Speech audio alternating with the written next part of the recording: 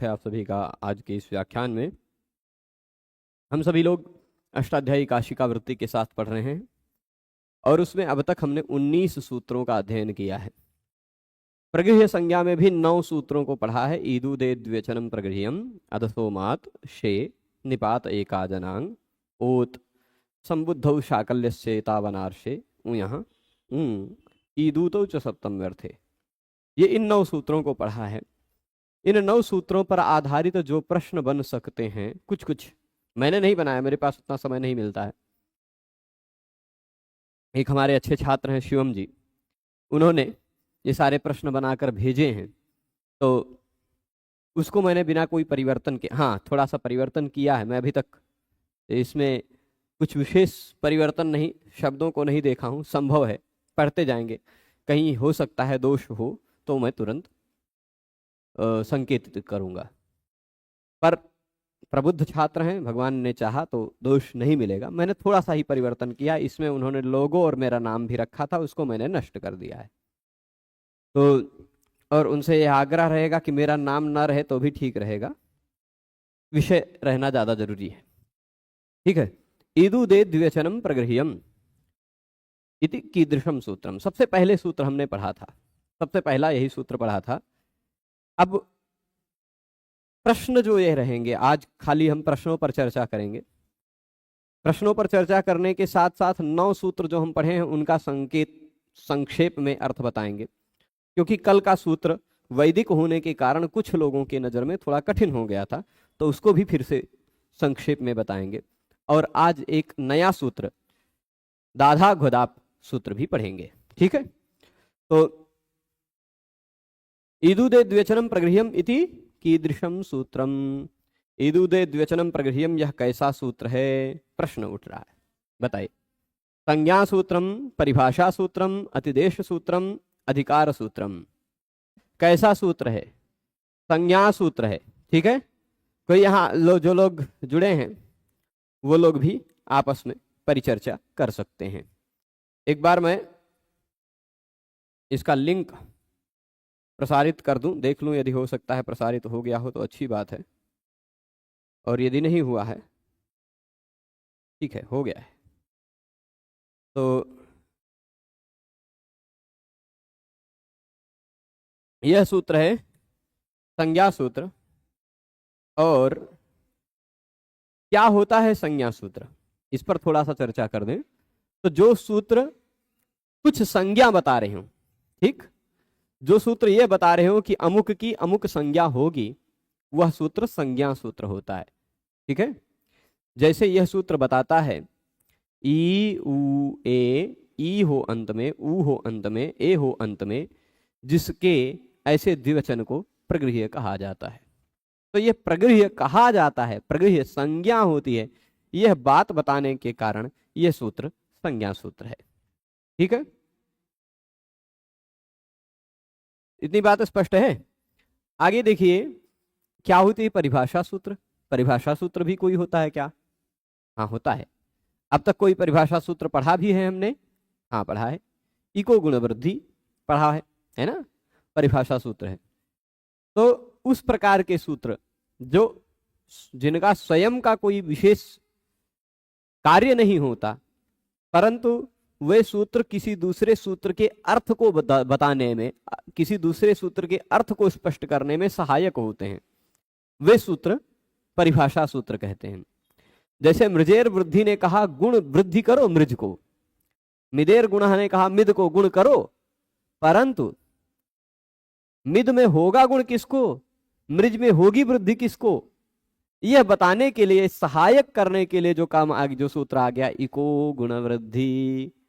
जहां कहीं भी गुण शब्द से कहा जाए गुण करो, वृद्धि शब्द से कहा जाए वृद्धि करो, वृद्धि शब्द के द्वारा कहा जाए, वहां हमें गुण और वृद्धि इक के ही स्थान पर करनी है। तो यानी मृज के इक को वृद्धि करो, मिद के इक को गुण करो, यह तात्पर्य निकलेगा इको गुण वृद्धि के सहयोग से। तो जो किसी अन्य सूत्र के अर्थ के बताने में सहयोगी होते हैं, ऐसे सूत्र परिभाषा सूत्र कहलाते हैं। अतिदेश सूत्र कौन से होते हैं? क्या होता है अतिदेश सूत्र? तो अतिदेश सूत्र कुछ उस प्रकार के सूत्र होते हैं जो सूत्र जैसा नहीं है वैसा कहने के लिए आते हैं। इस पहले अध्याय में भी हम, पहले पाद में भी हम कुछ सूत्र पढ़ेंगे, और दूसरे पाद का तो प्रारंभिक प्रकरण ही अतिदेश का है। दूसरे पाद का, पहले अध्याय का दूसरा पाद अतिदेश वाला ही है।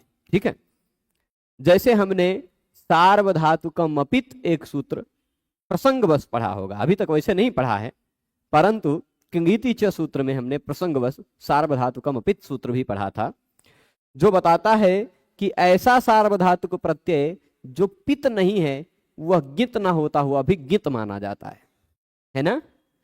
तो जो जैसा नहीं है उसको वैसा मनवाने के लिए जो सूत्र कार्य करता वह अतिदेश सूत्र होता है। अधिकार सूत्र अभी तक कोई विशेष आया नहीं है, जब आएगा तो उसकी भी परिभाषा बता देंगे। ठीक है,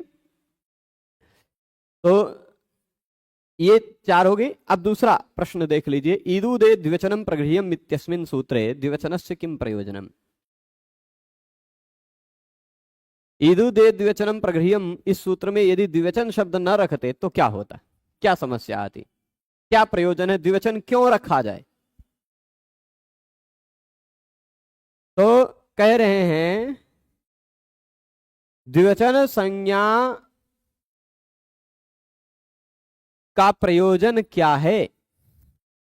तो द्विवचनातिरिक्तस्य ईदुदेदन्तस्य व्यावृत्ति यह है कि द्विवचनातिरिक्तस्य ईदुदेदन्तस्य संग्रहणम, कि ईदुदेदन्तस्य द्विवचनस्य व्यावृत्ति कि वृक्षौ इत्यत्र प्रगृह्य संज्ञायाः विधानाय। अब बताइए, ईदुदे द्विवचनम प्रगृह्यम में द्विवचन किस लिए है, द्विवचन का प्रयोजन क्या है, द्विवचन क्यों है, यह प्रश्न है। प्रश्न यह होता कि द्विवचन न होता तो क्या हो जाता, द्विवचन न होता तो क्या हो जाता, तो उसका उत्तर अलग होता, पर द्विवचन किस लिए है यह पूछा जा रहा है तो उसका उत्तर अलग होगा, है ना।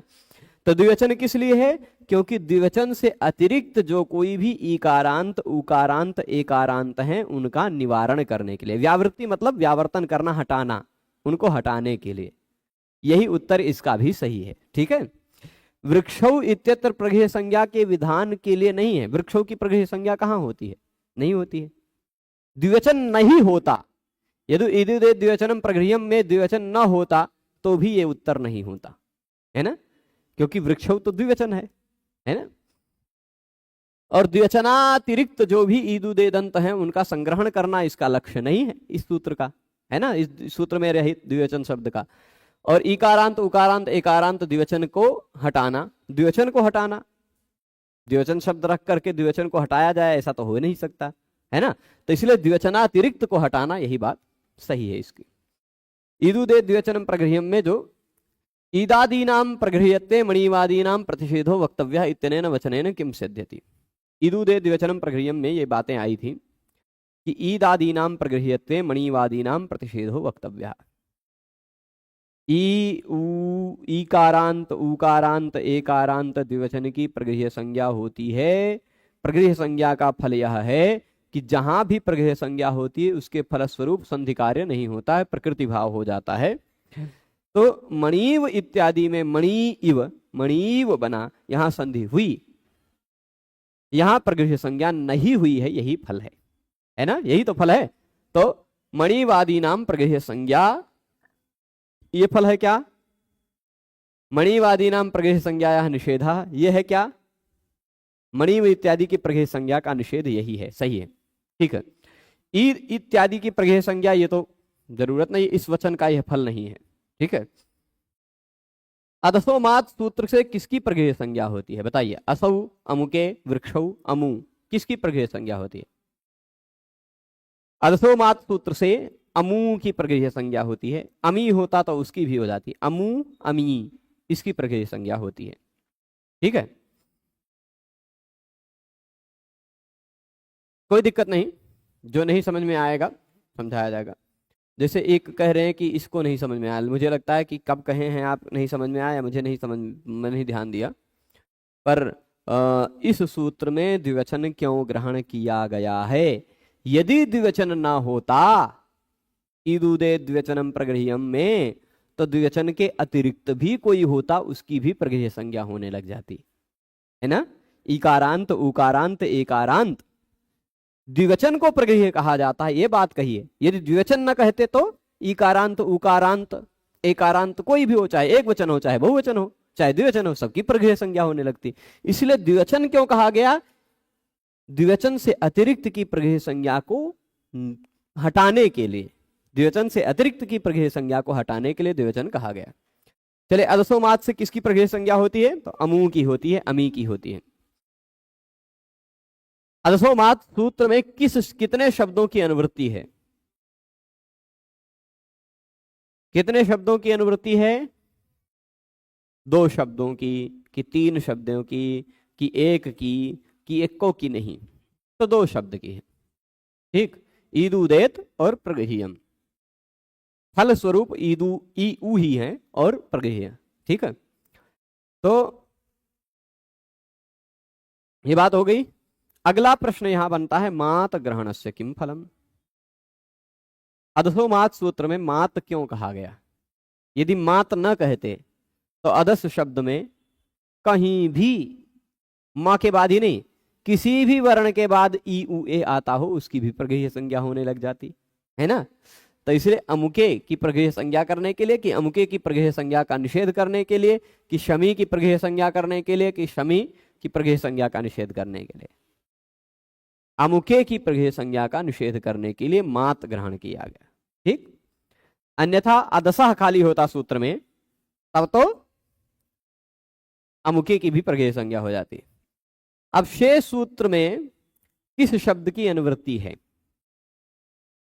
प्रगृह्यम की, कि द्विवचनम की, कि ईदुदेत की, कि किसी की भी नहीं है, केवल प्रगृह्यम की अनुवृत्ति है। इसलिए शेष सूत्र का अर्थ क्या है? ईदु अदस शे प्रगृह्यम, शे की प्रगृह्य संज्ञा होती है। ठीक, शे की प्रगृह्य संज्ञा होती है। स्पष्ट है? अब इसके बाद आगे देखिएगा, आगे निपात एकाजनांग सूत्र में एकाज शब्द का विग्रह वाक्य क्या है? एकाज क्या है? एकश्च असौ अच इति एकाज, अथवा एकोच यस्य सह एकाज, अथवा दोनों, अथवा एको नहीं। एकोच यस्य सह एकाज ये वाला सही है, कि एकश्च असौ अच इति एकाज, एकश्च असौ अच, एक है और अच है, वह एकाज है। एक अच है जिसका वह एकाज है। ठीक, तो इन दोनों में से कौन सा अर्थ लिया गया था? जो एक है और अच भी है, वही एकश्च असौ अच। ठीक, निपात शब्द से किसकी प्रगृह्य संज्ञा का निषेध होता है? यदि निपात न कहे होते सूत्र में, यदि निपात न कहे होते तो किसकी और किसकी प्रगृह्य संज्ञा हो जाती? एकाच अनांग की प्रगृह्य संज्ञा हो जाती, सभी की। जो निपात ना हो उसकी भी प्रगृह्य संज्ञा होने लग जाती। तो इसलिए निपात भिन्न एकाच की प्रगृह्य संज्ञा का निषेध होता है। ठीक है, निपात भिन्न, निपात जो नहीं है ऐसी की भी प्रगृह्य संज्ञा होने लग जाती, इसलिए निपात कहा गया। ठीक है, यानी जो निपात है, जो एक स्वर है, उसकी ही प्रगृह्य संज्ञा होगी निपात एकाज अनांग से, आंग भिन्न की। अच्छा, ओत सूत्र से किसकी प्रगृह्य संज्ञा होती है? ओ इति ओकार निपात है उसकी, कि ओदंत निपात की, कि किसी भी ओ की, कि किसी भी निपात की? बताइए। ओदंत निपात की ही प्रगृह्य संज्ञा होती है। जो जिसके अंत में ओ हो, साथ ही साथ जो निपात हो, उसकी प्रगृह्य संज्ञा होती है। समझ में आ रहा है ना? इसके बाद आगे देखिएगा, संबुद्धौ शाकल्यस्य एतावनार्षे इत्यस्मिन् सूत्रे कति पदानि सन्ति। कितने शब्द हैं इस सूत्र में? संबुद्धौ शाकल्यस्य इतौ अनार्षे, कितने शब्द हैं? 4, चत्वारि पदानि सन्ति। ठीक, संबुद्धौ शाकल्यस्य इतौ अनार्षे। अच्छा, किसी एक ने पूछा था इति का इतौ कैसे हो गया? तो मैं बता दूं, हरि का जैसे हरऊ हो जाता है वैसे इति का इतौ हो जाता है। ठीक है, अब गवित्ययमाह वाक्यस्मिन् अविभक्ति का निर्देश कुतः?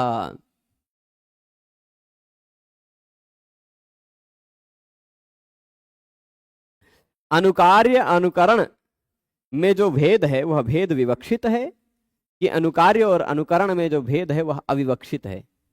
क्या है? इन्हीं दोनों में से कौन है? आपको ध्यान है कि नहीं? अनुकार्य और अनुकरण,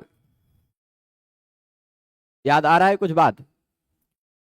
गवित्ययमाह, ये आदमी गाय कह रहा था, ये आदमी गो कह रहा था।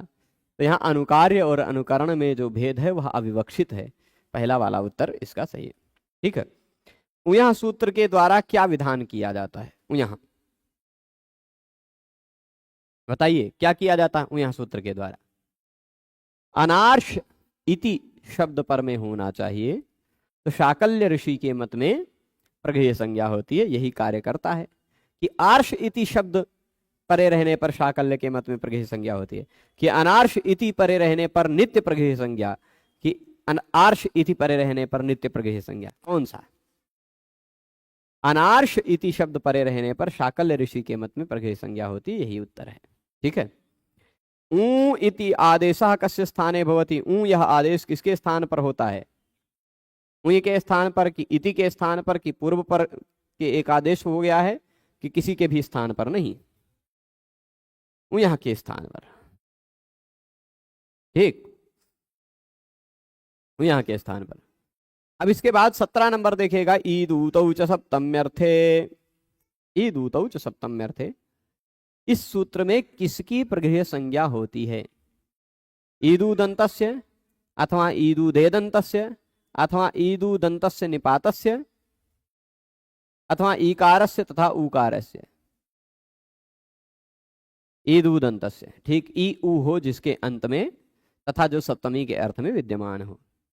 ठीक, ई ऊ हो जिसके अंत में जो सप्तमी के अर्थ में विद्यमान हो। ईदूतौ च सप्तम्यर्थे इत्यस्मिन् सूत्रे अर्थग्रहणेन किम ज्ञाप्यते? ईदूतौ च सप्तम्यर्थे, यहाँ पर अर्थ ग्रहण करने से क्या ज्ञापित होता है? अर्थ ग्रहण यदि न होता तो क्या होता? अर्थ ग्रहण व्यर्थ है, फिर भी वह सिद्ध करता है, ज्ञापित करता है कि सप्तम्यर्थ होने पर ही प्रगृह्य संज्ञा होती है और पूर्व पद की ही होती है ना? सप्तम्यर्थे प्रगृह्य संज्ञा भवति चेत, नहीं, पूर्व पद से प्रगृह्य संज्ञा न भवति, ये बात नहीं है। पूर्व पदस्यैव प्रगृह्य संज्ञा भवति। अच्छा, सप्तम्यर्थे प्रगृह्य संज्ञा भवति चेत पूर्व पदस्यैव, सप्तम्यर्थे एव प्रगृह्य संज्ञा भवति। ठीक, कौन सा?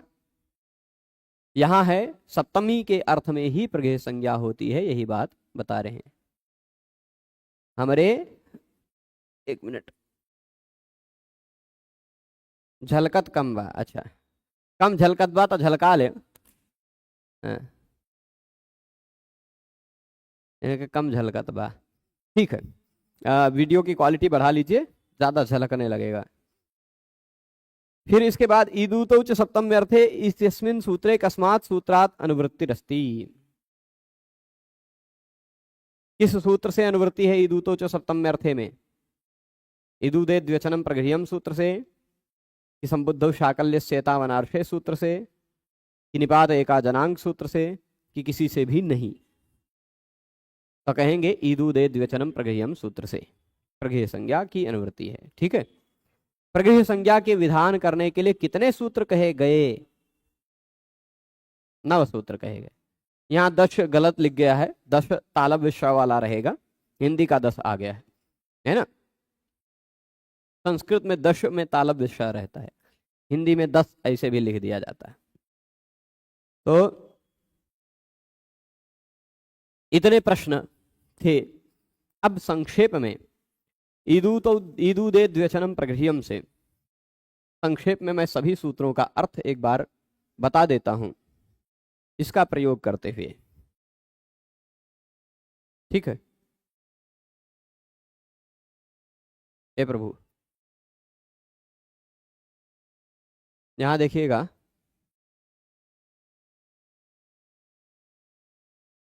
इदुदे द्विवचनम प्रगृह्यम जो है ई उ ए हो जिसके अंत में ऐसे द्विवचन की प्रगृह्य संज्ञा होती है। ए भाई इनको क्या हो रहा है?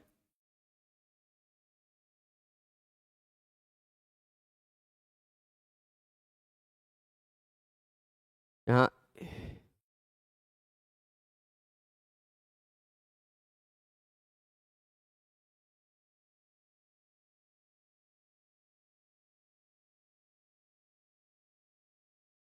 ठीक है, यहाँ ई का हो गया, this page does not exist कह रहा है कैसे? ठीक है भाई, इतना तो एग्जिस्ट रहेगा। ठीक है, यहाँ देखिएगा डबल ए होना चाहिए था, मैंने सिंगल ए लगाया था इसलिए। तो इदुदे द्विवचन प्रक्रिया में यहां से देख लीजिए सूत्र का, जितने भी सूत्र अब तक हमने पढ़े उनका अर्थ एक बार संकेत में देखते चलते हैं। ई उ ए हो जिसके अंत में ऐसे द्विवचन को प्रगृह्य कहा जाता है, यह इसका था। लते, रमे, है ना, इन सब में दिखाई पड़ रहा ए, हरी, कवि, ई दिखाई पड़ रहा है द्विवचन में, भानु इत्यादि में भी ऊ दिखाई पड़ रहा है द्विवचन में। ऐसे द्विवचनों की प्रगृह्य संज्ञा होती है, चाहे वह धातु का रूप हो चाहे वह शब्द का रूप हो। ठीक है, स्पष्ट है। अगला सूत्र था अदसो मात। यह ई उ ए, ई दू देत, ई उ ए जो है वह अदस शब्द में हो, म के बाद हो, अदस शब्द में हो, म के बाद में हो, तो उसकी भी प्रगृह्य संज्ञा होती है। ठीक है, इतनी ही है। अच्छा, शे जो है एक वैदिक व्याकरण में सु औजस अम औट षष्टाभ्याम भिस गेभ्याम भ्यस घसिभ्याम भ्यस घस ओस आम गी ओ सुप, ये विभक्तियों वाले जो 21 प्रत्यय हैं, इन 21 प्रत्ययों के स्थान पर वैदिक व्याकरण में शे हो जाया करता है, उस शे को भी प्रगृह्य कहा जाता है। अस्मे इंद्रा बृहस्पति, युष्मे इति, अस्मे इति इत्यादि बनता है। ठीक है, अगला सूत्र देखा था हमने निपात एका जनांग। जो निपात हो साथ ही साथ एक स्वर वर्ण हो, एकाच मतलब एक हो और स्वर वर्ण हो। ठीक, निपात हो साथ ही साथ एक स्वर वर्ण हो, एक स्वर वर्ण हो, और साथ ही साथ वह आंग न हो। निपात हो, एक स्वर वर्ण हो, आंग न हो, उसको प्रगृह्य कहा जाता है। आ हो तो चल जाएगा, आंग हो तो नहीं चलेगा। आंग की प्रगृह्य संज्ञा नहीं है, आ की प्रगृह्य संज्ञा है। ठीक है, आ और आंग में क्या अंतर है, ये हमने उस समय समझाया था कि 4 अर्थ में होने पर आंग है और वाक्य और स्मरण इन दोनों में आ है। ठीक है, फिर ओत, ओकारांत जो निपात है, ओकारांत जो निपात है उसकी भी प्रगृह्य संज्ञा हो जाती है। हो, अहो, आहो, उताहो, अथो, नो इत्यादि की प्रगृह्य संज्ञा हो जाती है। संबुद्धौ शाकल्यस्य इतौ अनार्षे, यह सूत्र देखा था शाकल्य ऋषि के मत में। एक मिनट,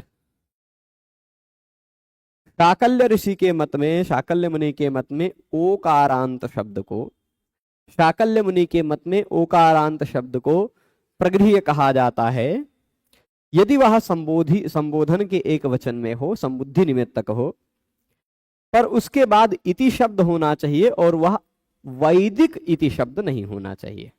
ठीक है, यानी अवैदिक इति शब्द यदि तुरंत बाद में दिखाई पड़ रहा हो, अवैदिक इति शब्द यदि तुरंत बाद में दिखाई पड़ रहा हो, तो संबोधन के एक वचन में जो ओ दिखाई पड़ रहा है उसको प्रगृह्य कहा जाता है, शाकल्य ऋषि के मत में ही, अन्य लोगों के मत में नहीं। ठीक, उय एक निपात है, उसको भी शाकल्य ऋषि के मत में अवैदिक इति शब्द परे रहने पर ही प्रगृह्य कहा जाता है, या उयह ने कहा था। उय इति, उ इति, विति, उ इति विति, ये दोनों रूप बनेगा।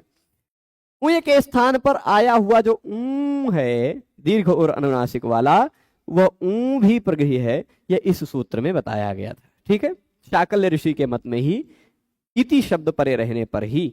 ठीक है, अंतिम सूत्र हमने देखा था ईदूतौच सप्तम्यर्थे। ईदूतौच सप्तम्यर्थे, ई ऊ की भी प्रगृह्य संज्ञा होती है। ई ऊ की भी प्रगृह्य संज्ञा होती है। कब? यदि वो सप्तमे अर्थ में विद्यमान हो।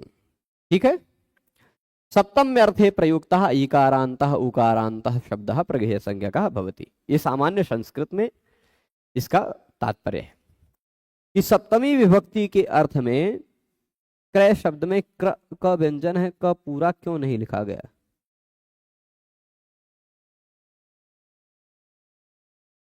ठीक है,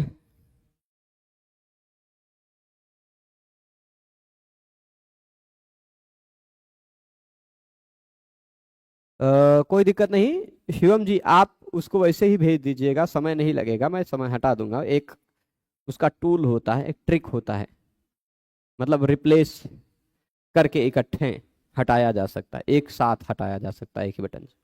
ठीक है, संभव है। तो क यदि व्यंजन है तो उसको पूरा क्यों नहीं लिखा गया है? देखिए, क पूरा नहीं होता है, व्यंजन हमेशा आधा ही रहता है। व्यंजन पूरा कब होता है? किसने कह दिया पूरा होता है? व्यंजन आधा ही होता है, वो पूरा होता है स्वर के सहयोग से। तो क पूरा लिखेंगे तो उसमें अ भी आ जाएगा, है ना? इसलिए क्रय में क र अ य अ 5 वर्ण हैं। दुर्भाग्य से आपको 2.5 अक्षर दिखाई पड़े तो मैं क्या करूं? ठीक है, तो इसलिए वहां का आधा ही है। निपात क्या है, इसके बारे में मैंने व्याख्या करते हुए निपात एकाजनांक सूत्र वाले वीडियो में बहुत विस्तार से बताया है। फिर भी एक बार आपने पूछा है तो मैं बता देता हूं। अष्टाध्यायी में 1.4.56 से लेकर के 1.4.97 तक जो 41 सूत्रों के अंतर्गत वर्णित विषय हैं, उनको निपात कहा जाता है। वो च, वा, तु, ह, अ, ई, उ इत्यादि बहुत सारे हैं। प्र, परा, अप, सम इत्यादि भी उसी के अंतर्गत आते हैं। ठीक है, तो ऐसे कुछ अव्यय टाइप के शब्द स्वरूप हैं वो। अब ईदूतौच सप्तम्यर्थे सूत्र के तात्पर्य में कुछ लोगों को संदेह था, तो उसका जो सार है मैं एक बार फिर से बता देता हूं, फिर हम लोग अगले सूत्र पर चलेंगे, दाधा घ्वदाप। ठीक है, तो सप्तम्यर्थे, सप्तमी का अर्थ होना चाहिए, सप्तमी विभक्ति ना हो तो भी चलेगा। ठीक, सप्तमी का अर्थ होना चाहिए। उससे पता क्या चलता है कि सप्तमी विभक्ति के कुछ शब्द ऐसे हैं, मतलब ऐसे कोई ईकारांत शब्द है या उकारांत शब्द है, ईदूतौ ईकारांत उकारांत शब्द है जो सप्तमी के अर्थ में है। ठीक, जैसे गौरी अधिश्रिता, सोमो गौरी अधिश्रिता, यहां गौरी जो है वह गौरी नहीं है, उसका अर्थ गौर्याम है, सप्तमी के अर्थ में वहां है गौरी, है ना? उसी तरह और उदाहरण जो दिए थे उन सभी उदाहरणों में भी वह ई है, ऊ है। अध्यश्याम मामकी तनु, मामकी तनु, यहां मामकी तनु जो है, तो अच्छा विचार करेंगे, ये मैंने नहीं सोचा था, विचार करेंगे, देखेंगे। तो अभी सप्तमी के अर्थ में प्रयुक्त जो है, सप्तमी के अर्थ में जो प्रयुक्त ईकारांत उकारांत शब्द है उसको हम लोग प्रगृह्य कहेंगे। ठीक है, अब जैसे यहां क्या कह रहे हैं कि कोई एक संज्ञा है 9 सूत्रों से होती है, इस समूह को का यह अंतिम सूत्र है, 9वां सूत्र है। यह कहता ईकारांत उकारांत जो शब्द हैं, जो ईकारांत शब्द हैं या उकारांत शब्द हैं, सप्तमी विभक्ति के अर्थ को प्रदर्शित करते हैं, उसकी इस सूत्र से प्रगृह्य संज्ञा होती है।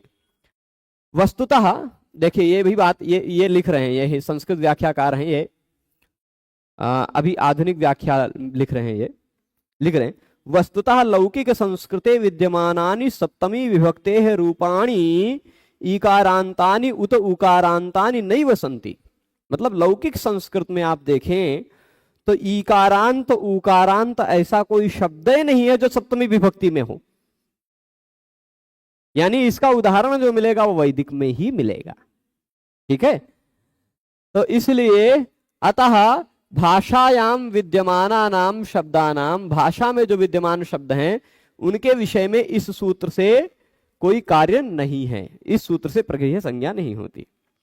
परंतु वेद में कहीं कहीं कुछ ऐसे उदाहरण मिल जाते हैं कि जहां पर ई है, ऊ है, उस प्रातिपदिक के बाद सप्तमी विभक्ति नहीं दिखाई पड़ रही है, पर अर्थ में सप्तमी पता चल रही है कि यहां सप्तमी वाला अर्थ होना चाहिए। सोमो गौरी अधिश्रिता, गौरी अधिश्रिता कैसे हो गया भाई? गौरी में अधिश्रित हो सकता है सोम, गौरी में ऐसा सप्तमी का अर्थ आ जाएगा। अध्यश्याम मामकी तनु, मामकी तनु मेरे शरीर में अधिष्ठित हो, मेरे शरीर अधिष्ठित हो। अब शरीर में यहां ऐसा कुछ अर्थ होना चाहिए, में यानी सप्तमी का अर्थ आना चाहिए, ऐसा प्रतीत होगा। सप्तमी का अर्थ तो आएगा पर सप्तमी विभक्ति नहीं दिखाई पड़ेगी और शब्द का अंतिम वर्ण ई उ दिखाई पड़ेगा। ऐसी ही स्थिति में उसकी प्रगृह्य संज्ञा होती है। ठीक है, ऐसे वेदों में कहीं कहीं ऐसे उदाहरण मिल जाते हैं। इकारांत उकारांत प्रातिपदिक के बाद सप्तमी विभक्ति के प्रत्यय के सुपाम सुलुक पूर्व सवर्णात छे या डाड्या या जाला, इस सूत्र 7-3-1-39 नंबर सूत्र से लोप हो जाता है। सप्तमी विभक्ति के प्रत्यय का लोप हो जाता है पर सप्तमी विभक्ति रहती है। जैसे ऐसे लोप करने के बाद जो अवशिष्ट इकारांत उकारांत प्रातिपदिक है वहां प्रत्यय लोपे प्रत्यय लक्षणम, इसे प्रत्यय लक्षण संज्ञा प्राप्त करके सप्तमी विभक्ति का ही अर्थ बोध करती है। ऐसे पद संज्ञक जो प्रातिपदिक है उसकी प्रगृह्य संज्ञा इस सूत्र से होती है। ठीक है, जैसे सोमो गौरी अधिश्रिता, यह ऋग्वेद का उदाहरण है। गौरी ईकारांत है, नदी ईकारांत है, सप्तमी विभक्ति यहां अर्थ में है। ठीक है, 9-12-3 नंबर पर ऋग्वेद में मिलेगा। इस वाक्य में गौरी यह शब्द सप्तमी एक वचन का रूप है, उसकी प्रक्रिया देख लीजिए। गौरी अधिश्रिता, गौरी अधिश्रिता, सुपाम सुलुक पूर्व सवर्णा छे या डाड्या या जाला, सूत्र से गी का लोप हो गया तो गौरी अधिश्रिता बचा। अब यहां पर गौरी जो ई है सप्तमी विभक्ति नहीं है पर सप्तमी विभक्ति का अर्थ है, इसलिए ई दूतो जो सप्तम में अर्थ है, इस यह नियम लगेगा, इसकी प्रगृह्य संज्ञा हो जाएगी। ठीक है, यहां वापी अश्वह वाप्यश्वह में नहीं हुआ, ये सारी बातें थी, बहुत ज्यादा जरूरी नहीं थी। ई हो ऊ हो जिसके अंत में सप्तमी विभक्ति के अर्थ में हो जो, उसको कहा जाता है प्रगृह्य। इतनी बातें थी। अब इसके बाद हम लोग आगे चलते हैं और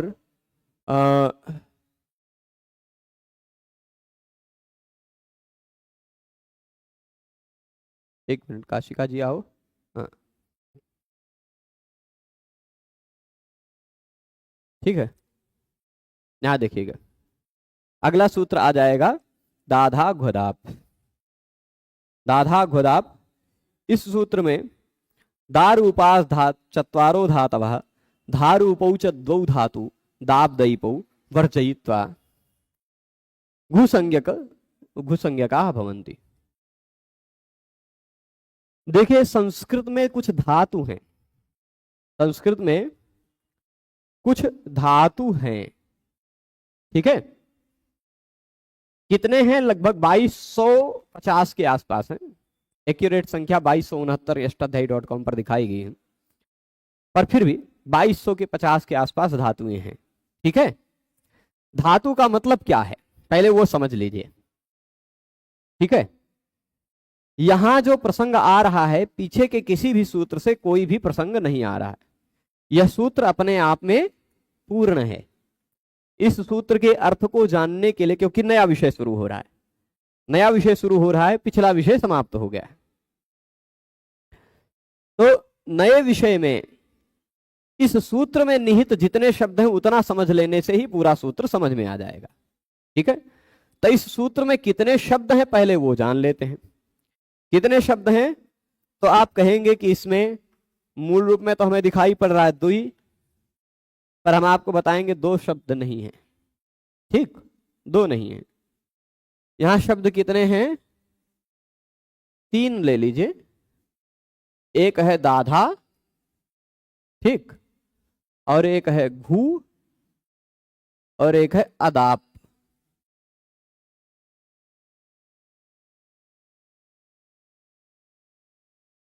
यहां से ये पहली संज्ञा अब तक मिली आपको, जहां से लग रहा है कि अब पाणिनि भगवान कुछ शॉर्टकट करना चाह रहे हैं, ठीक। दा धा, दा जिसमें दिखाई पड़ता हो ऐसा कोई धातु हो, धा जिसमें दिखाई पड़ता हो ऐसा कोई धातु हो, दा धा, उस धातु को घू कहा जाता है। क्या कहा जाता है? घू, ठीक है। दा धा जिसमें दिखाई पड़ता हो उसको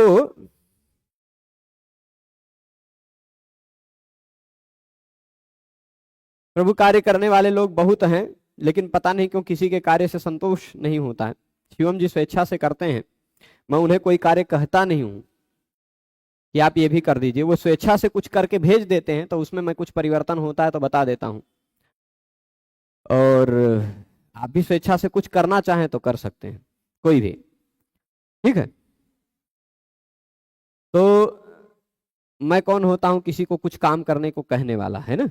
भगवान कहते हैं यदि आपको, और यदि आप में स्वयं की स्वेच्छा है तो आप कोई भी कुछ भी कर सकते हैं।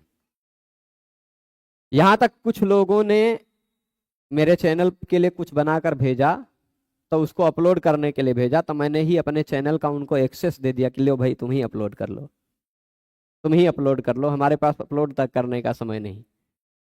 तो यदि आप करते हैं, हमें लगेगा 2-4 बार आप हमारे पास भेजेंगे कि ये भी कर दीजिए, ये भी कर दीजिए, तो फिर हम आपको ही कह देंगे भैया आप ही अब करना शुरू कर दीजिए।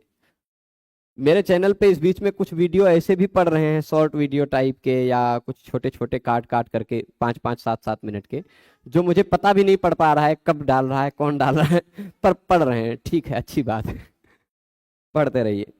तो दाधा दाधा गोदाप इस पर आते हैं। अब यहाँ विषय पे आए। दा रूप की धातु हो, धा रूप की धातु हो। यहां कुछ धातुएं हैं जिसमें दा दिखाई पड़ता है, तो बिल्कुल, हाँ, यहां आप पहले विषय पर आइए। कुछ घू संज्ञा है, छोटी सी संज्ञा घू। आप कहेंगे ये घू क्या है? घू है ना, बड़ा विचित्र लग रहा होगा, विचित्र टाइप का लग रहा होगा, पर ऐसे ही कुछ नाम बनाते पाणिनि जी। घू, घी, घ, घ भी बनाया है, घू भी बनाया है, घी भी बनाया है, टू टी, है ना, टी संज्ञा भी कहेंगे। ऐसे छोटी छोटी संज्ञाओं को बता करके बहुत सारा काम कर लेंगे पाणिनि जी, है ना। तो ये सब छोटी संज्ञाएं हैं। जो छोटी संज्ञाएं होती हैं उनका कोई अर्थ नहीं होता है। घू का मतलब क्या है? तो घू कुछ नहीं, खाली पाणिनि जी ये कह रहे हैं कि अब पूरे व्याकरण में जब कभी भी मैं घू कहूं, तो घू का मतलब आप दा और धा समझिएगा, यही इस सूत्र का मतलब है, ठीक है। पाणिनि जी यहां शुरुआत में ही परिचय दे दे रहे हैं कि दा और धा को घू कहा जाता है। क्या कहा जाता है? दा और धा को घू कहा जाता है, परंतु उस दा और धा में दाप को छोड़ दीजिए, अदाप। दाप को छोड़ के जितने भी दा और धा हैं वो सबको घू कहा जाता है, ठीक है। तो कुल मिलाकर के यदि धातु पाठ में देखने जाएंगे आप, अष्टाध्यायी धातु पाठ में, तो वहां बहुत सारी धातुएं मिलेंगी जो या तो दा रूप हैं या तो धा रूप हैं, ठीक है। कुल मिलाकर के मैं आपको लिस्ट दे देता हूं, जो जिनमें दा आ जाता है, ठीक है, जिनके स्वरूप में दा आ जाता है उनकी लिस्ट दे देता हूं, और जिनके स्वरूप में धा आ जाता है उनकी भी लिस्ट दे देता हूं। यहां दिया है कि नहीं दिया है पता नहीं, एक मिनट, दिया है कि नहीं एक बार मैं देख लेता हूं, तब फिर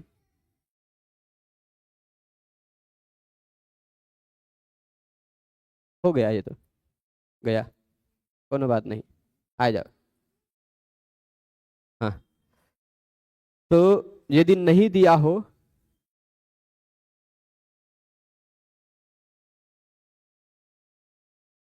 अदा रूप धातुएं दी हैं और धा रूप धातुएं दी हैं, ठीक है। इसमें अदाप, दैप शोधने और दाप लवने, कुल मिलाकर के पहले मैं यहाँ इस तरह से बता देता हूं, यहाँ ही देख लीजिए, कोई दिक्कत नहीं। जिसमें दा आ जाता है, जिस धातु में दा आ जाता है, ऐसी धातुएं कुल मिलाकर के कितने मिलेंगी? एक मिलेगी दाप। आप कहेंगे दा नहीं है, भाई भी मैं खाली बता रहा हूं, दाप। फिर उसके बाद है दैप, क्या है? दैप। फिर उसके बाद है डुदाई, थोड़ा धैर्य रखिएगा, यहां सब स्पष्ट करूंगा। डुदाई, फिर उसके बाद दान, फिर है दो, ये थोड़ा सा छोटा करना पड़ेगा इन सबको, है ना, कुछ ज्यादा ही जगह ले लिए। भागो, नहीं, पूरे गायब हो गया। दान कौन कौन सा मैंने लिख दिया था? दाप, कोई दिक्कत नहीं। दैप, इन दोनों को दाप दैप को ऊपर इकट्ठे कर देते हैं, ये दाप और ये दैप, ठीक है। दाप, दैप, डुदाई,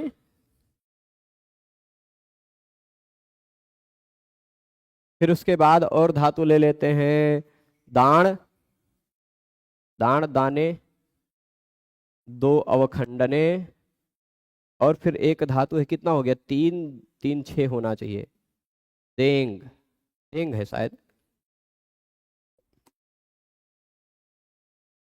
ठीक है। आप कहेंगे ये सारे के सारे तो दा है नहीं, धा वाली धातुएं, जिसमें धा बचता है, ऐसी धातुएं मैं बता देता हूं। जैसे डुदाई था वैसे डुधाई है, और फिर उसके बाद एक है धेट, ठीक है। अब चले इन छह दो आठ धातुओं के विषय में इस सूत्र में चर्चा है। दा धा, दा धा। आप कहेंगे कि ये दा धा तो नहीं दिख रहा है, यहां कुछ कुछ जगह पे ही दा दिख रहा है। तो आप ये बात ध्यान रखिएगा, हमें उन्हीं धातुओं को लेना है जिन धातुओं में लोप होने के बाद वर्णगत परिवर्तन जो होना है वह होने के बाद दा बच जाता है। जिन धातुओं में लोप और वर्ण परिवर्तन होने के बाद धा बच जाता है, ऐसी ये 8 धातुएं ही हैं जिनमें दा और धा रह सकता है, ठीक है, चलेगा। 8 ही धातुएं हैं। अब आप कहेंगे इसमें दा कैसे आ जाएगा? तो एक नियम है, आदेश उपदेशे स्थिति। यदि किसी भी धातु में अनुबंध संज्ञक जो वर्ण है, अनुबंध प इत संज्ञक जो वर्ण है, उस वर्ण के पहले वाला वर्ण या किसी धातु का अंतिम वर्ण, धातु का अंतिम वर्ण कौन सा है यह कैसे पता चले, समझिएगा। इस दात, अच्छा पहले एक काम करते हैं, हम इन सबका अर्थ भी बता दें, अर्थ भी बता देना। मन का मतलब होता छेदन करना, टुकड़ों में बांटना। दैप धातु का अर्थ होता है शोधन करना, ठीक। और फिर उसके बाद डुदाई जो है इसका दान, डुदाई और दान दोनों का अर्थ होता है दान, इसका भी अर्थ है दान, इसका अर्थ होता है अवखंडन, दो अवखंडने। इसका अर्थ होता है देंग का रक्षण, ठीक, रक्षण। इस दोनों धातुओं में से दुधाई का इसका धारण और पोषण, ये दो अर्थ है, धारण पोषण, ठीक। और इसका अर्थ है पान, पीना। इतने अर्थ वाली ये जो 8 धातुएं आपको दिखाई पड़ रही हैं, इन 8 धातुओं में, बात ध्यान दीजिएगा पूरी बातों को, यहां यदि ध्यान देंगे तो दाधा धोधा पूरा खत्म हो जाएगा। दा और धा दिखाई पड़ रहा है, इन 6 में इधर 6 और इधर 2। आप कहेंगे यहां तो हमें धा दिख रहा है पर यहां धा नहीं दिख रहा है। यहां दा दिख रहा है, यहां दा दिख रहा है, यहां दा दिख रहा है, 3 जगह पर इस में हमें दा नहीं दिख रहा है ना। सूत्र कहता है दा धा घोधा, दई धा तो नहीं कहा है, दई तो नहीं कहा है ना, दे तो नहीं कहा है ना, दो तो नहीं कहा है, और धे भी नहीं कहा, धा कहा है। सूत्र में दा धा कहा गया है। यहां हम दई, दे, दो, धो, इन सब धे, इनको भी ला रहे हैं, है ना। तो कैसे आएगा? एक छोटा सा सूत्र है, नियम है, वो मैं बता देता हूं। यह सूत्र भविष्य में हम लोग पढ़ेंगे, आदेश उपदेशे शिति, ठीक। ए भाई भागो का है, आदेश उपदेशे डैश लगा करके यहां लिख देते हैं शिति। ये नियम क्या कहता है? ये अवग्रह है, अशिति है, ठीक। क की संज्ञा वाला प्रत्यय न लगा हो तो धातु का अंतिम वर्ण जो एच है, धातु का अंतिम वर्ण जो एच है, यानी ए ओ आई औ है, उसके स्थान पर आत हो जाता है, आ हो जाता है। ए ओ आई औ के स्थान पर आ हो जाता है। कब? यदि ए ओ आई औ किसी धातु के अंतिम वर्ण के रूप में आते हों, ठीक। तो ये बात, ये बहुत महत्वपूर्ण सूत्र है, बहुत महत्वपूर्ण सूत्र है। किसी भी धातु का अंतिम वर्ण ए ओ आई औ मिल ही नहीं सकता है अशित प्रत्यय रहने पर। यानी प्रत्यय में यदि श की संज्ञा हुई हो तो मिल सकता है, प्रत्यय में यदि श की संज्ञा नहीं है तो किसी भी धातु का अंतिम वर्ण ए ओ आई औ मिल ही नहीं सकता। उस ए ओ आई औ के स्थान पर आ हो जाया करेगा, अंतिम वर्ण के स्थान पर, ठीक। अब आप कहेंगे अंतिम वर्ण इन सब में से क्या क्या है? अंतिम वर्ण किसी का क्या है वह हमें कब पता चलता है? इत संज्ञा और लोप करने के बाद जो बचे हुए वर्ण हैं उनमें हम अंतिम देखते हैं। इत संज्ञक वर्ण को हम अंतिम वर्ण नहीं गिनते हैं। जैसे यहां दाप, दैप, ए भाई, दाप, दैप इत्यादि जो है ना, उड़ जाओ, हाँ हाँ, वो अभी पंचर करके मोटा कर देने वाला है। यदि कहीं पंचर किया तो तुरंत 2 दिन के लिए मोटे हो जाएंगे, ऐसा खतरनाक है। तो दाप, दैप, यहां देखिएगा इत संज्ञा करने वाले जो अंतिम वर्ण यदि व्यंजन हो तो उसकी इत संज्ञा हो जाती है, और पहला वर्ण डू हो तो उसकी भी इत संज्ञा हो जाती है। तो दुधाई, दुधाई, ये देखिए इन 8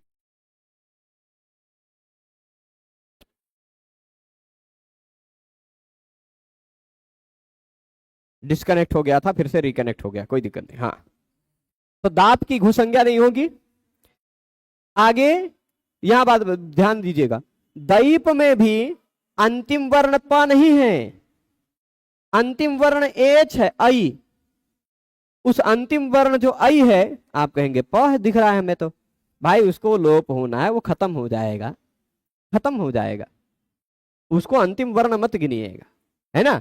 तो अंतिम वर्ण यहां आई है, उस आई के स्थान पर भी आ हो जाए, करिया जी, करिया जी, हाँ, अंतिम जो आई है उस आई के जगह पे भी आ हो जाएगा, तो ये भी दाप बन जाएगा। यानी इन दोनों को छोड़कर, इसको छोड़कर दाप लवन अर्थ वाला और दैप जो शोधन अर्थ वाला था उसको भी दाप ही हो जाता है। इन दोनों को छोड़कर बाकी बची ये 4 धातुएं दा वाली, 2 धातुएं धा वाली, को प्रगृह्य कहा, वो क्या कहा जाता है, घू कहा जाता है। घू, प्रगृह्य इतने दिन से चल रहे थे इसलिए प्रगृह्य जी याद आ गए। अब आप कहेंगे यहां तो दा मिल गया, यहां दो जो है उसके अंतिम वर्ण ए ओ आई औ हो तो उसको आ हो जाता है, दा बन गया। देंग जो है इसमें भी अंतिम वर्ण ए है, ग तो गिना नहीं जाएगा, अंतिम वर्ण ए है उसको भी आ हो जाएगा तो ये दांग बन जाएगा। क्या बन जाएगा, दांग, फिर बचेगा दाही। तो इसमें भी एक काम करते हैं, पहले मूल रूप में हम लिख लेते हैं, बचेगा क्या वह हम बाद में यहां उसी के तुरंत बाद कोष्ठक में लिख देते हैं, ठीक है। तो ये जो है एक काम कहां गया, कोई दिक्कत नहीं, यह जो दैप है इसमें भी बचता है अंतिम में दा, इसमें भी बचता है अंतिम में दा, है ना। इसमें भी या की हलंत्यम से इत संज्ञा, ड की डू की आदि इंटू डवा से इत संज्ञा, इसमें भी बचता है दा, इसलिए दा रूप है। इस दान में भी णा की हलंत्यम से इत संज्ञा होने पर बचता है दा। इस दो में भी ओ के जगह पे आ हो जाने पर इसमें भी बचता है दा। और देंग में भी ग की इत संज्ञा होने के बाद ए पर आ हो जाने पर इसमें भी बचता है दा, इसलिए 6 के 6 दा रूप है, इसीलिए दा कहा है। बचे हुए का संकेत किया है पाणिनि जी ने। आप कहेंगे सूत्र में तो दा कहा गया था लेकिन यहां दैप दाप दीप ये सब कुछ आ रहा है, ठीक है, चलेगा। तो जिसमें दा बचता है ऐसी केवल ये 6 धातुएं हैं, पर इन 6 में से 2 दाप रूपी हैं। इन 2 दाप को छोड़कर, दाप लवने दैप शोधने, इन दोनों को छोड़कर बाकी जितनी 4 दारूप और बाकी जो 2 धा रूप, धा में इसमें बचेगा क्या, देख लीजिए, धा डू और यहां चला जाएगा, इसमें भी ट चला जाएगा, ए के जगह पे आ जाएगा तो इसमें भी बचेगा धा। यही है दा धा, ठीक, यही क्या है, दा धा, चलेगा।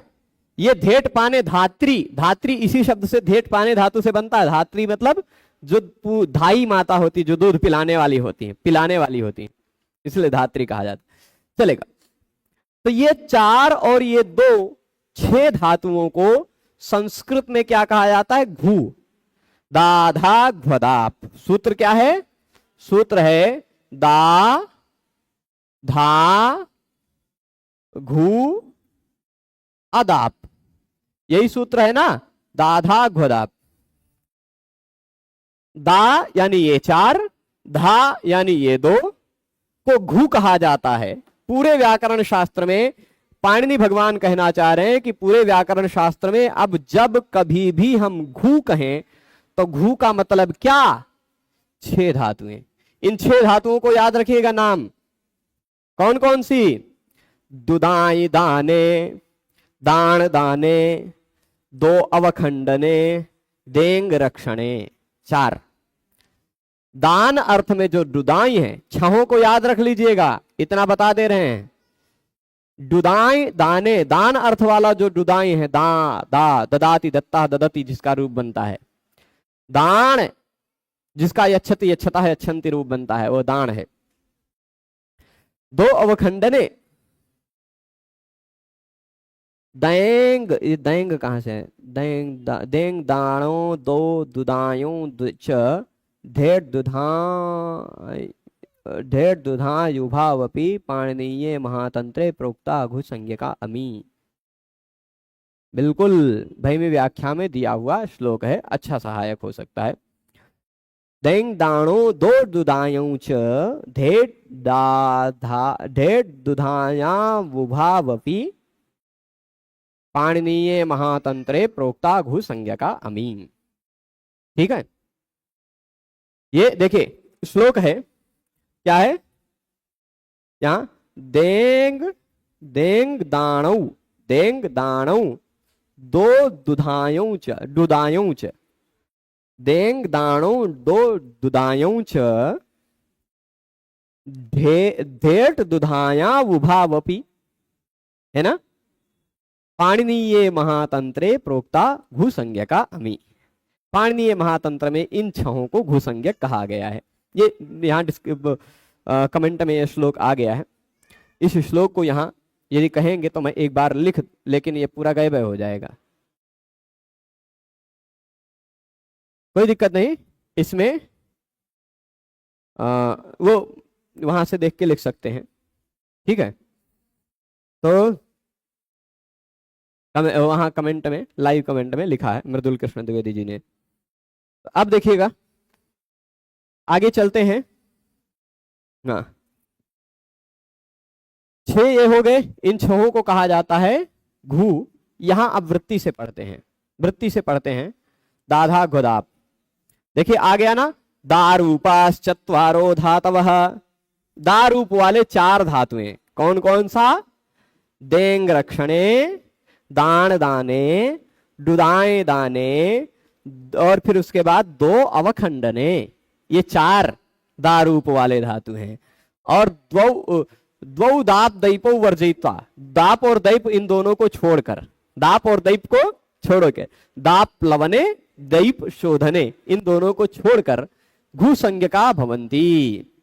ठीक, ये दारूप चत्वार 4 और धारूप 2, 4 2 6 धातुएं, दाप और दैप को छोड़कर जो 6 धातुएं हैं वो घू संज्ञक कहलाते हैं। प्रणिददाति उदाहरण दे रहे हैं। प्रणिददाति, प्रणिदाता, प्रणिद्यति, प्रणिदयते, प्रणिदधाति, प्रणिधयते, वत्सो मातरम। और फिर उसके बाद दाप लवने दातम वही, दैव शोधने अवदातम मुखम। यहां जो उदाहरण है ना, इन उदाहरणों को समझने में लगेगा समय, उदाहरणों को समझने में समय लगेगा। पर घू संज्ञा जो है, घू संज्ञा जो है ना, पाणिनि भगवान ने जो कही है, उस घू संज्ञा के, घू संज्ञा का जहां जहां प्रयोग किया है उन्होंने, उसको खाली खाल मैं संकेतित कर देता हूं। एक, घुमास्था गापा जहातिसाम हली, यह सूत्र है ना। घुमास्था गापा जहातिसाम हली, गातिस्था घुपा भूभ्यः सिचः परस्मै पदेषु। और फिर उसके बाद नेर गद नद पत पद घू मा स्यंति स्यति हंति याति वाति द्राति साति वपति वहति शाम्यति चिनोति देग्धिषु च, ऐसा सूत्र है, उसमें घू कहा है। तो ऐसे कुछ सूत्रों में जहां जहां भगवान पाणिनि ने घू कहा है, वहां घू का मतलब क्या, अभी तो इतना समझ के रखे। जहां जहां पाणिनि भगवान ने घू कहा है, वहां उस घू का तात्पर्य क्या, दा रूप के 4 धातु, धा रूप के 2 धातु। अब वो सारे सूत्रों के द्वारा जो जो कार्य होते हैं, नेर गद नद पत पद घू मा स्यति वाले सूत्र से नी को ण हो जाता है, उसी के सारे उदाहरण है। प्रणिददाति, प्रणिदधाति, प्रणिद्यति, ये सब उसी के उदाहरण है नेर गद वाले सूत्र के, ठीक है। गातिस्था घुपा भूभ्य सिचहु परस्मै पदेषु से सिच का लोप होता है घू संज्ञक धातुओं के बाद, वो भी इसके उदाहरण के रूप में लाया जा सकता है। घुमास्था गापा जहातिसाम हलि, इस सूत्र से आ के स्थान पर ई हो जाया करता है ना, वह भी इसके उदाहरण में लिया जा सकता है, ठीक है। यह विषय थोड़ा सा विस्तृत है। इन उदाहरणों को, 3-4 जो और जो कार्य हो सकते हैं, उन कार्यों को, उदाहरणों को समझाते हुए हम लोग आगे के विषय को कल देखेंगे। आज इतना ध्यान रखिए, यदि आज हमारे समझाए में इतना सार यदि आपको समझ में आया है कि दा रूप के 4 धातु तथा धा रूप के 2 धातु, दाप और दैप को छोड़कर जो है वो घू संज्ञक होते हैं। यहां देख लीजिए, दुदाई, दान, 2, देंग, ये 4 हो गए, और दुहाई, धेट, ये 2 हो गए। 6 को 6 की होती है घू संज्ञा, इन्हीं 6 की, ठीक है। और दाप जो है, दाप लवने दैप शोधने, इन दोनों की घू संज्ञा नहीं होती। तो ये 6 2 8 धातुओं को याद रखिएगा, जिनमें दाप दैप की घू संज्ञा नहीं होती, बाकी 6 की होती है। इन 6 को आप लोग याद करके आइएगा, और घू संज्ञा होने के बाद क्या फल मिलता है, क्या क्या कार्य होते हैं, इन कार्यों को हम लोग कल चर्चा करेंगे, ठीक है। सभी लोग पूरे व्याख्यान में जुड़े रहे, उसके लिए सभी को बहुत बहुत धन्यवाद। और जो लोगो हटाने वाली बात है, लोगो रखेंगे, हमारा नाम न रखें, लोगो रखें, कोई दिक्कत नहीं। और लोगो रख दिया करेंगे। कोई ये है कि यदि उससे ही प्रामाणिकता है तो लोगो रखें, कोई दिक्कत नहीं, ठीक है। तो सभी लोग जुड़े रहे। यद्यपि यदि हम लोगो रखते हैं तो ये विषय तो मूल रूप से भगवान पाणिनि का है, उन्हीं का कॉपीराइट है, हमारा कुछ नहीं है। हम उन्हीं के वचनों का अनुवचन कर रहे हैं, प्रयास कर रहे हैं कि आप लोगों को समझा ले जाएं, ठीक है। तो सभी लोगों को बहुत बहुत धन्यवाद। पुनः मिलेंगे कल, तब तक के लिए नमो नमः।